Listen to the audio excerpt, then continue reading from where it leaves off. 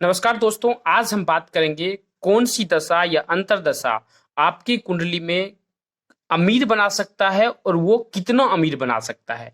दोस्तों, इस चीज को आप अच्छे तरह से समझने का कोशिश कीजिए और आपके पास जो कुंडली है आप उस कुंडली को निकाल लीजिए, क्योंकि वो समझना बहुत जरूरी है और इसमें कुछ आपको नहीं करना है, कोई कैलकुलेशन नहीं करना है। हम नॉर्मल फॉर्मूला बताएंगे जिससे आप देखकर आप अपनी कुंडली में खुद पता लगा सकते हैं कि वो धन देगा कि नहीं, या धन देगा तो कितना धन देगा।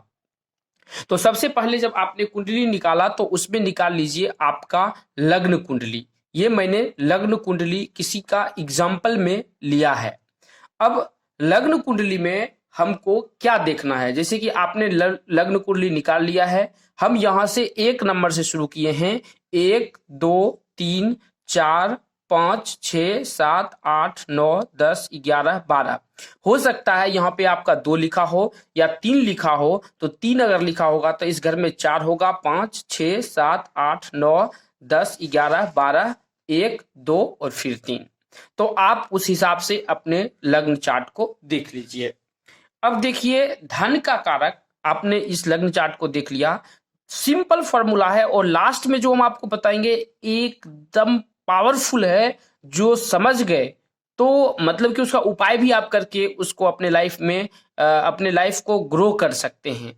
तो अगर ऐसी अगर आपकी कुंडली में नहीं बनती है दशा या महादशा, तो आप उसका उपाय भी कर सकते हैं। तो हम सबसे पहले बात करते हैं धन का जो कारक होता है घर में लग्न में। सबसे पहले होता है ये घर, ये भी धन का कारक है। दूसरा है ये नमा, और ये है लाभेश, धनेश, उसके बाद लाभेश और उसके बाद भाग्येश। हम इस 3 चीज की बातें करेंगे इस कुंडली में। अब देखिए कि इस तीनों घर को आप देख लीजिए कि इस घर में क्या लिखा हुआ है, कितना नंबर लिखा हुआ है। अगर इस घर में आपका 2 नंबर लिखा होगा तो इस घर में 9 नंबर आएगा, इस घर में 11 नंबर आएगा। अगर इस घर में आपका 3 लिखा होगा यहाँ पे, तो यहाँ पे 4 होगा, 5 6 7 8 9 10 11 12, 1 और 2। तो ये तीनों घर पहले आपकी कुंडली में देख लेना है। उसके बाद देखिए, ये जो कुंडली सीख रहे हैं उनको हम बता दें कि ये जितना भी ग्रह आपको दिया है, मेष, ये जो राशि है, इसके जो ग्रह मालिक हैं ये सब ग्रह है। जैसे स्वामी हैं तो उसके जो मालिक हैं, मेष के जो मालिक हैं वो मंगल है, वृषभ का शुक्र। ये सीरियल वाइज 1 से 12 तक हम आपको दे दिए हैं। अब सपोज कीजिए कि यहाँ पे 2 लिखा हुआ है आपके कुंडली में, यहाँ पे 2 लिखा हुआ है। अब इसके मालिक, अगर 2 के मालिक यानी कि 2 हुआ वृषभ, अब इसके मालिक हो गए शुक्र। अगर इसके मालिक इस घर में आके बैठ गए यानी कि यहाँ पे शुक्र हो गया, तो सबसे पहले क्या हुआ गया कि अगर इसके मालिक इस घर में बैठ गए तो शुक्र और इसके मालिक कौन से हैं, तो यानी कि ये हो गए शनि। 11 के जो मालिक हो गए शनि, तो शुक्र और इसके जो मालिक हो गए शनि, ये दोनों आपस में इसकी दशा या अंतरदशा, इस दोनों की, शुक्र में शनि की दशाएं या अंतरदशाएं, आपको धन अच्छी तरह से मिलेगा लाइफ में। या शनि की दशाएं और शुक्र की अंतरदशाएं, तो इसमें भी आपको अच्छा धन मिल सकता है। आगे हम बात करते हैं कि अगर सपोज कीजिए कि यहीं पे हो गया, मैंने इसका मालिक, हो सकता है कि अगर इसका मालिक इसमें नहीं बैठा हो, शुक्र नहीं बैठा हो, यानी कि किसी किसी का कुंडली का ये भी हो सकता है कि इसमें कोई ग्रह ही नहीं हो या इसमें कोई ग्रह ही नहीं हो। तो सपोज कीजिए यहाँ पे 2 नंबर लिखा है, तो शुक्र और शनि ये दोनों हो गया। अगर शुक्र नहीं भी बैठा हुआ है इस घर में, तो उस कुंडली में देख लीजिए कि शुक्र की स्थिति कैसी है। शुक्र, जैसे कि सपोज कीजिए कि शुक्र कहीं भी बैठा हो, तब पर भी शुक्र के शनि की महादशा में वो धन देगा। सपोज कीजिए कि यहाँ पे 2 नंबर में मंगल लिखा हुआ है, किसी का मंगल है या नहीं है तो कोई बात नहीं, अगर मंगल लिखा हुआ है तो, अगर मंगल लिखा हुआ है यहाँ पे तो मंगल, और ये घर खाली है तो ये घर खाली है, यानी कि यहाँ पे 11 नंबर का ये घर है, तो 11 नंबर हो गए शनि। तो मंगल और शनि की महादशा या अंतरदशा में आपको अच्छा धन संपत्ति मिलेगा, मंगल से शुक्र की दशा या अंतरदशा में, सॉरी शनि की। अब देखिए दोस्तों, इसमें एक चीज आपको हम बता देते हैं कि इस चीज को आप अच्छी तरह से समझिए, और जब तक आप समझ के अप्लाई नहीं करेंगे तब तक आप अच्छी तरह से आपका जो कुंडली है उसका लग्न चार्ट देख लीजिए। उसके बाद हमको क्या देखना है कि अगर इस, अब यहाँ पे ये भी हो सकता है इस घर में भी कोई नहीं हो और इस घर में भी कोई नहीं, ये फॉर्मूला को आपने समझ लिया।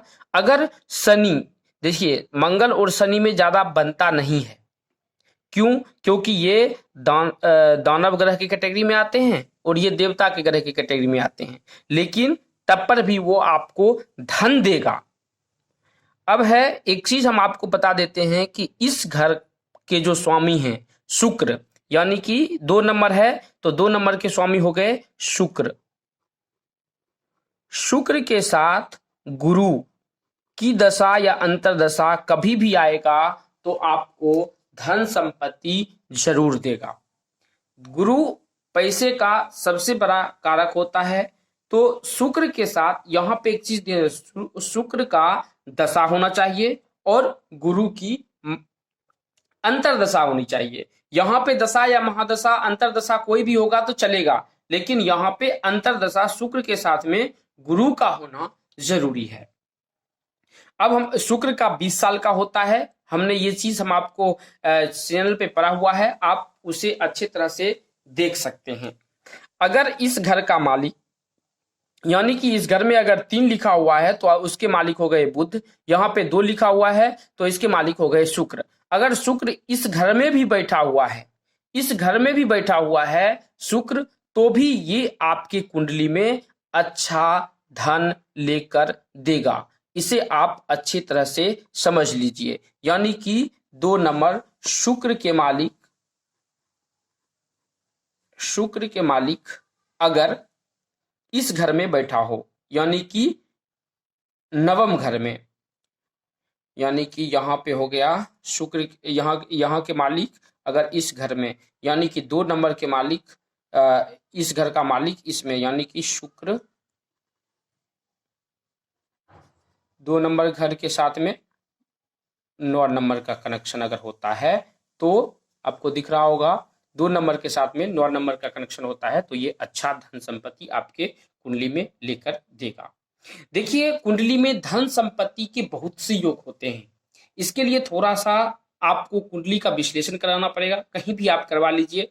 और दूसरा है कि अगर सपोज कीजिए कि 2 नंबर, यहाँ पे 2 नंबर है और इसका मालिक अगर इस घर में आके बैठ गए हैं तब तो धन संपत्ति देगा, लेकिन अगर यहाँ पे मंगल और शनि जहाँ पे कोई नंबर नहीं होता है, अगर इसका संपर्क बना हुआ है या इस घर के संपर्क, इसका मालिक यहाँ बैठे हुए हैं या इसका मालिक यहाँ बैठे हुए हैं, तो उस स्थिति में जो धन देते हैं उसमें 3 चीज देखना पड़ता है कि जिस ग्रह के बारे में हम देख रहे हैं उसकी डिग्री कितनी है। अगर डिग्री अगर 12 से 18 डिग्री के बीच में है तो वो अच्छा पावरफुल है, काम करेगा, अच्छी तरह से धन देगा। अगर वो अस्त हो चुका है, अस्त का नियम बता चुके हैं, या अस्त है तो, या नीच का है तो नीच में ये देख लीजिए कि कहीं वो नीच भंग तो नहीं है, तो नीच भंग का भी फॉर्मूला होता है जो कुंडली पे चैनल पे पड़ा हुआ है, आप उसको देख सकते हैं, या कुंडली का डिग्री देख लीजिए। अस्त होने में थोड़ा सा बता देते, देखिए यहाँ पे जैसे कि सूर्य और बुध है, अगर यहीं पे मंगल हो गया या शनि, 4 ग्रह अगर बैठा हुआ है तो शुक्र के पास पावर है कि इस तीनों में से डिग्री वाइज हम देखेंगे ना, डिग्री का अनुकूलन करेंगे तो वहां पे कोई ग्रह को वो अस्त कर सकता है। तो उस स्थिति में अगर अस्त है तो आपको धन संपत्ति कम देगा, नहीं अगर अस्त नहीं है, नीच का नहीं है, डिग्री वाइज अच्छा है तो वो अच्छा धन देगा। उसके बाद अगर धन होने के बावजूद भी अगर धन नहीं आ रहा है तो आप किसी अच्छे एस्ट्रोलॉजर के साथ में आप उसको बैठ के डिस्कस कीजिए और उसका उपाय कीजिए, आपके लाइफ में अच्छा धन जरूर आएगा। दोस्तों, अगर आपके पास में कोई भी सवाल है तो आप नीचे कमेंट में लिख सकते हैं, या आप कंसल्टेंसी भी करवाना चाहते हैं तो आपको नंबर नीचे दिया होगा, या इस चैनल पे भी नंबर मिल जाएगा। आप वहां से भी लेकर आप इस कुंडली का विश्लेषण करा सकते हैं और अपनी लाइफ को उज्जवल बना सकते हैं। धन्यवाद। दोस्तों, अगर आप न्यूमरोलॉजी सीखना चाहते हैं, अगर आप पामेस्ट्री सीखना चाहते हैं, यदि आप कुंडली सीखना चाहते यदि आप वास्तु सीखना चाहते हैं, दोस्तों इसके हर एक सेक्शन में 60 वीडियो मिलेगा।